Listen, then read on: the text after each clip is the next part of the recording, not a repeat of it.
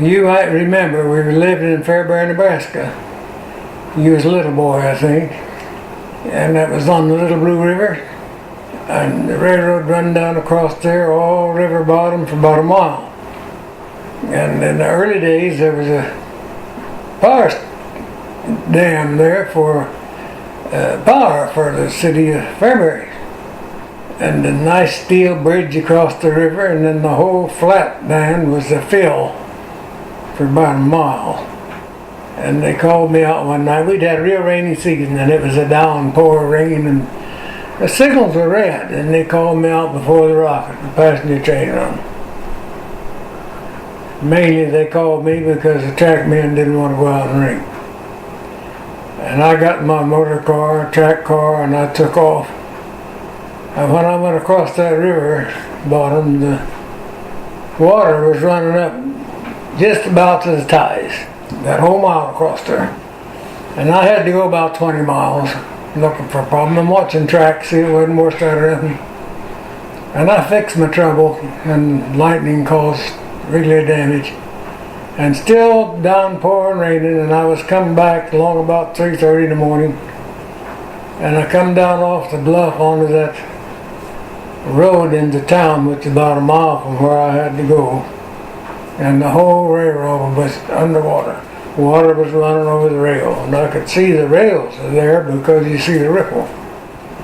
Only other thing I could do was look about southwest about a mile, and then go a mile into town, and then back 3/4 miles of railroad. But I couldn't do that because that river bridge down there across Blue was all underwater too. So I could go. He wants to go out.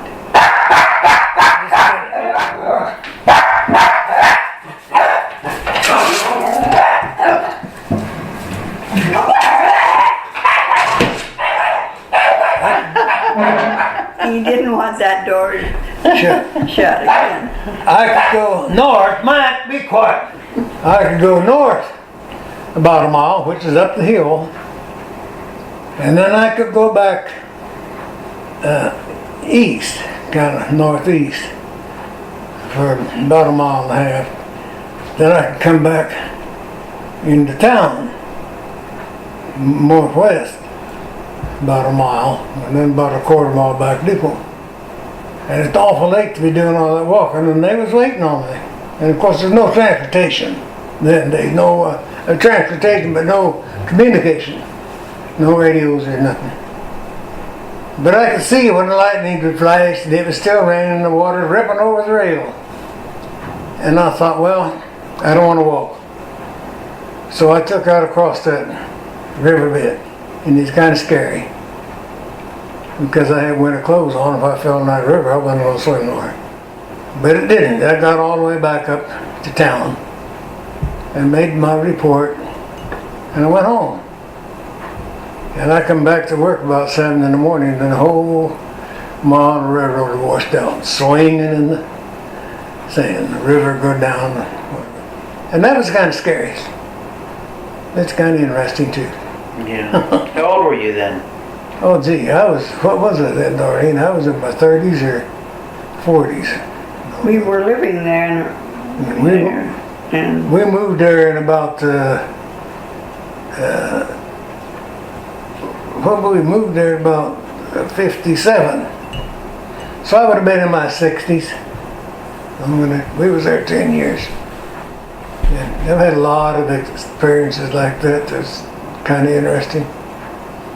Because my troubles always had trouble in storms, electricals and all. A snow or heavy rain, when the track department wasn't available, they called me to patrol track. It wasn't my job, but I did it anyway. It was an interesting job. I always liked my job. It was always interesting. Once in a while, a little shaky. How worried were you, Mom, whenever Dad went out on things like this? I tried not to be worried. When we were married, We got along pretty well. when we were married, I was maintaining, and I told her when I got called out at night, I never knew when I would get home, and I could take care of myself and not worry about me, and I don't think she did. She was a very capable woman, and she wasn't a worry one. And I think it's probably part of my job was you just tried to, as much as anything else, and you people you knew, you wanted them to stay in one piece.